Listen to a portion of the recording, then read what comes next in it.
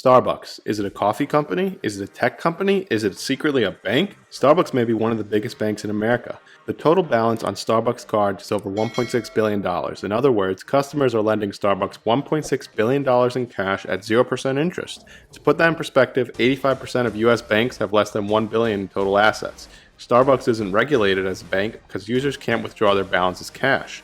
This means they aren't affected by various regulations, including the need to hold a large cash balance in case of mass withdrawals. They are free to spend this loan on whatever they want, such as opening 350 plus new stores per quarter. To top it off, the Starbucks app is the second most used mobile point of sales payment platform in the US, sitting between Apple Pay and Google Pay. There's many reasons why Starbucks has the potential to be an exciting investment, and this is just one of the many that we're going to cover. Starbucks has actually far outperformed the S&P 500 over the past decade. If you were to look back from 2012 to today, Starbucks annualized returns come out to about 20.5%, far beating the S&P 500's annualized returns of 13.3%. There are many reasons for this, and Starbucks' business model is actually very similar, I think, to Domino's business model in that they have company-owned stores as well as franchise stores. Starbucks makeup comes out to about 80% company-owned, 20% franchise, which is a little bit different than the likes of Domino's and McDonald's, but they all follow this franchising approach. And largely in part to this approach, as you can see over the last 10 years, Domino's has actually far outperformed big tech. Domino's bringing in returns of over 2,000% versus Amazon, Apple, Facebook, and Google under 1,000% return. There's obviously more to it than this franchising model, but it does help a lot because it enables the company to put their capital toward other things, not having to lay out all the capital to open every new store location when it is a franchise model. Domino's and McDonald's are two other companies that follow this franchise model, and we're definitely going to make a video on both of them in the future because I think it is a very interesting business model that carries a lot of potential, and we could see something similar play out here with Starbucks like we did with Domino's over the past 10 years. As you can see in this chart, Starbucks' global market share in coffee is 15 times larger than the second biggest player and over 3.5 times larger than the other top 10 players combined. Starbucks essentially has a monopoly on coffee. Now this company with Starbucks' strong brand, their ability to adapt, their innovations and ability to act like a fintech company. There's got their Starbucks reward program, which keeps people coming back to their stores. It creates stickiness. It gets people's money into their platform. Starbucks has a lot of strengths, and when you combine this with their plans to expand their store count globally, next 10 years could be very, very good to Starbucks stock. So despite a few headwinds Starbucks is currently facing and has faced for the past couple of years with the pandemic and now inflation, supply chain issues, and other macro short-term headwinds, Starbucks is chugging along. They're expanding nicely, and it is possible by 2024 that we see this 10-20-30 scenario play out in which they're achieving earnings per share growth of at least 10%, operating margin of 20%, and a return on invested capital of 30%. This slide is from their Investor Day presentation from back in 2020. So Starbucks is expanding globally, and on top of those key innovations and their monopoly on coffee, essentially, they're growing their store count, and their average ticket price continues to increase. So people are spending more with each transaction they have at Starbucks. When you combine those two things, you're going to see there's a potential here for Starbucks to have a tremendous growth if this continues for the next decade. So again, while there is a lot of headwinds negatively impacting Starbucks right now, it reached a high of $126 over the summer and is down almost 25% since then. These headwinds will continue, especially for the first half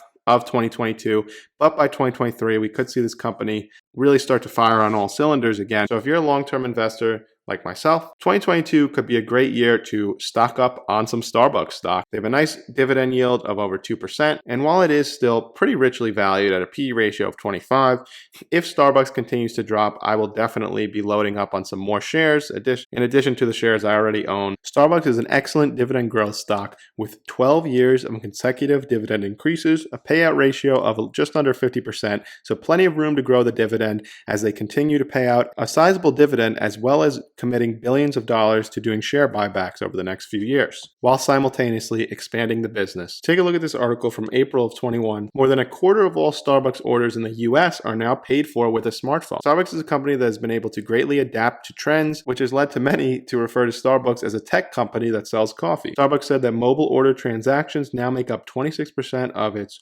Total orders at U.S. company-operated stores. Mobile orders sales have also doubled in China year over year. Starbucks plans to nearly double the pace of its new store growth in 2022. Starbucks is planning to open 2,000 stores in 2022, up from the 1,173 that it added in 2021. So the additions in the store count will represent a nearly 6% increase. So think about a 6% increase in store count accompanied with customers in those stores spending a higher average amount of money on each order. It's demonstrated its strong resiliency during the pandemic. As we can see, Starbucks revenue has consistently increased and nearly stayed steady in 2020, despite having to close stores and shut down for much of the year.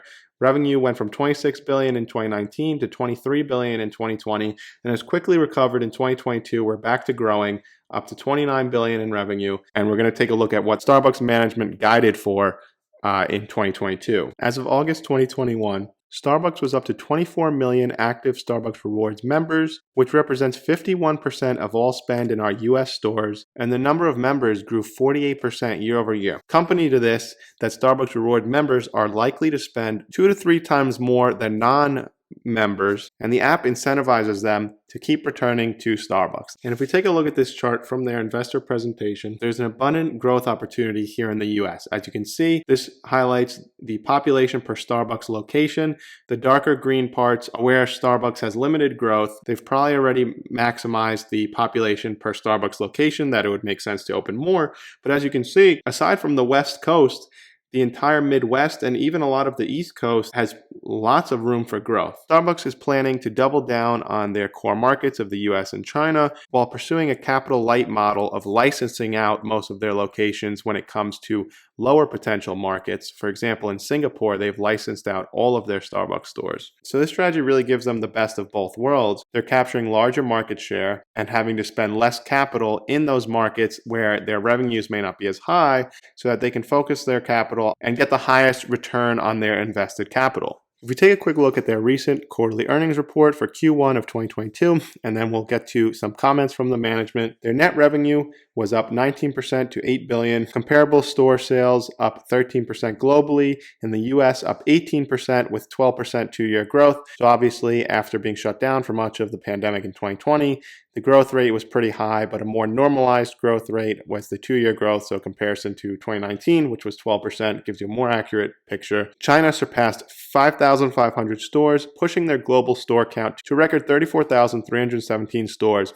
And again, if we just multiply more revenue coming in from new stores, plus people spending more money at each store, you get a path to some pretty significant growth for this company. And active Starbucks Rewards membership in the US up 21% year over year to 26.4 million.